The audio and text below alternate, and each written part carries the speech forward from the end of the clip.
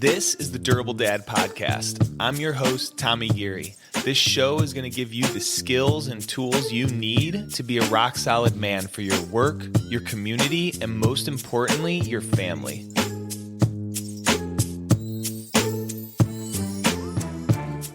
All right, what's up, guys? Episode number 28 of the Durable Dad Podcast. Hope you guys are doing well. I just got back from a really awesome weekend. Brenda and I dropped off our daughters with Brenda's parents, and we went to a music festival. It was just one day, one night of camping, and it felt like a whole week. It was really, really good to just, I don't know, a million things. Get away with just the two of us. I don't think we realized how much we needed it. And this was just quick 24 hours of a 2-hour car ride together, a freaking sweet music festival, and then another 2-hour car ride together. And we had some conversations that we probably should have been having a couple weeks ago, but they happened at the perfect time on this weekend. So just feeling really connected with Brenda and myself. This music festival was awesome. It was the All-In Festival in Indianapolis, and I don't know, danced our faces off, and we met some really cool people at the campground, and then we saw them in the concert and hung out with them. It was a blast. So still kind of riding the high off of that weekend and trying to channel it into work. And I was going to be talking about one topic today, and I have this other one on my mind, on my heart, that has come up for me a few times. So this week, we're going to talk about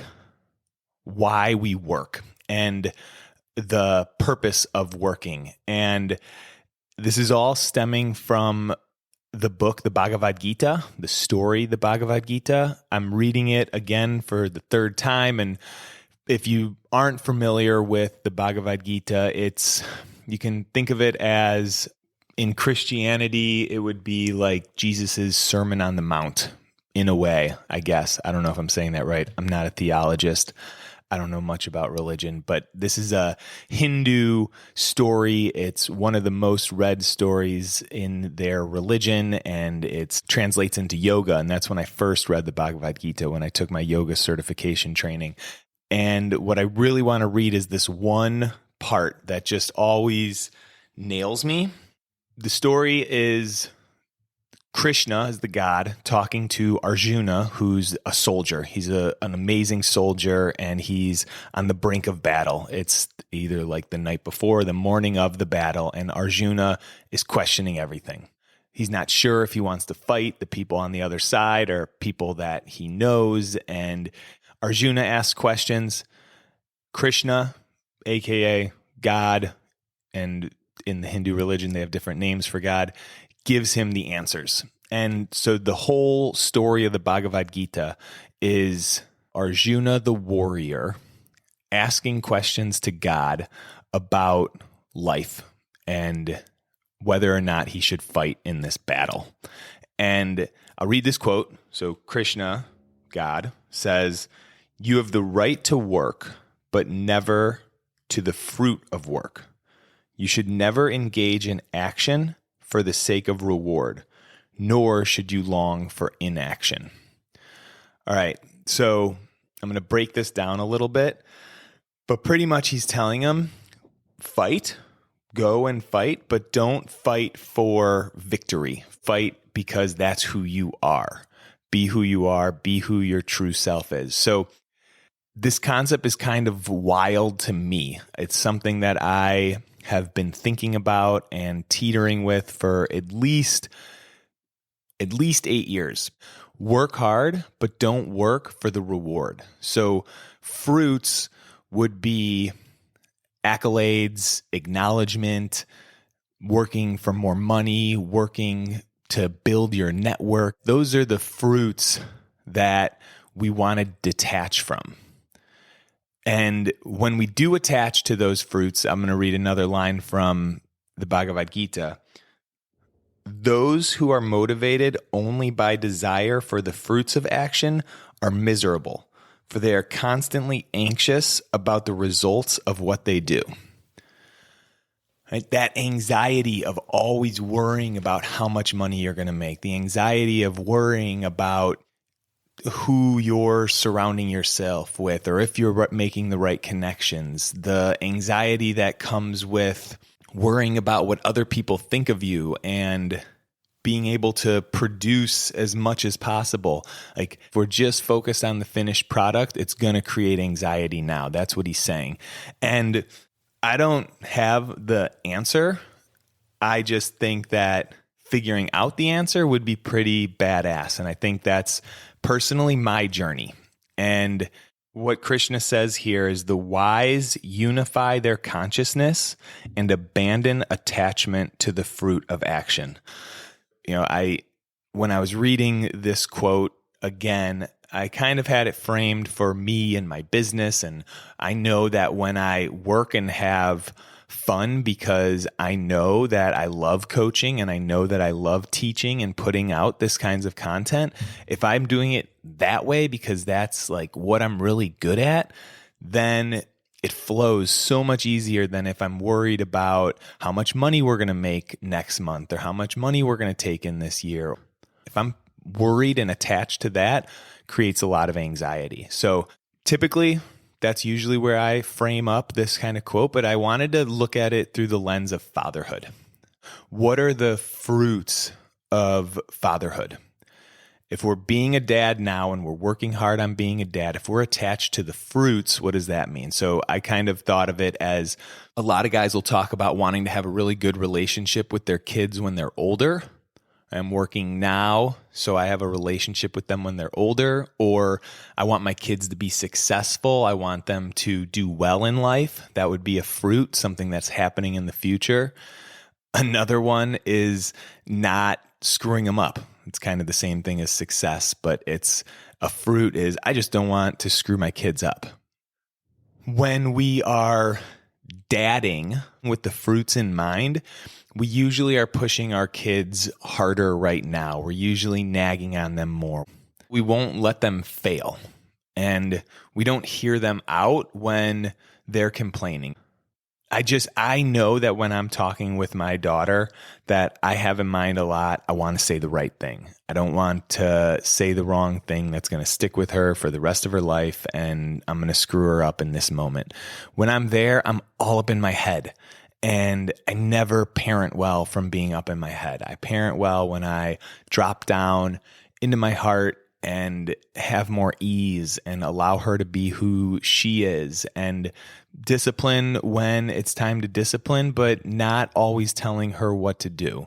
And I think the work for dads is to figure this out. How do you be a dad but not attach yourself to the fruits, right? Because being a dad is our work. I'm going to read one more sentence from the Bhagavad Gita. Krishna says, perform work in this world, Arjuna, as a man established within himself. That's freaking awesome. If we're going to work our ass off at being a dad, we have to learn. We have to heal our bullshit, right? All the baggage that we're bringing with from our childhood, from our past relationships. If we want to be a good dad, we got to figure that stuff out, let go of it so we can be a new type of dad.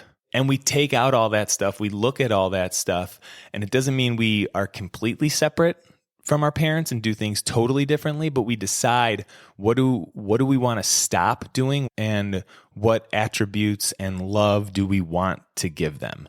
And we got to figure out how to prioritize our freaking time, right? We say certain things matter to us a lot, but does our time reflect that?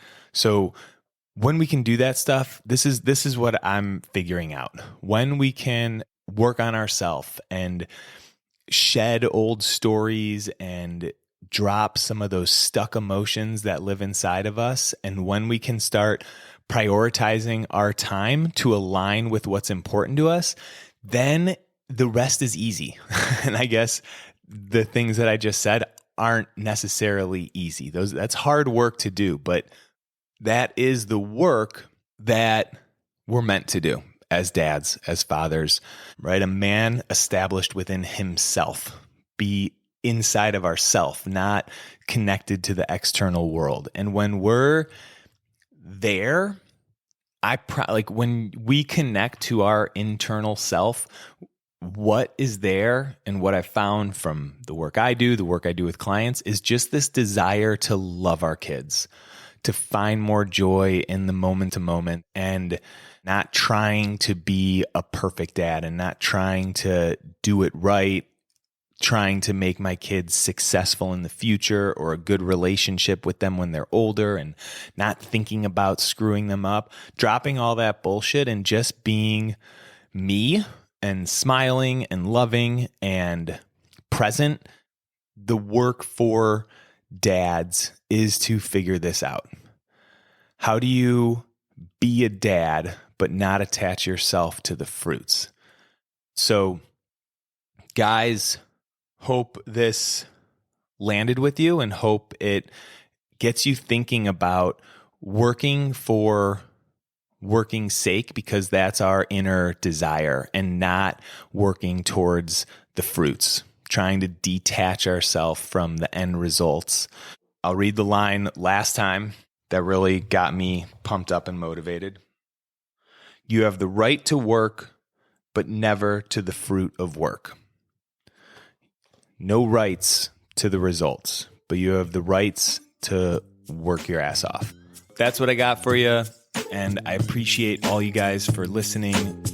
Lots of love, and have an awesome week.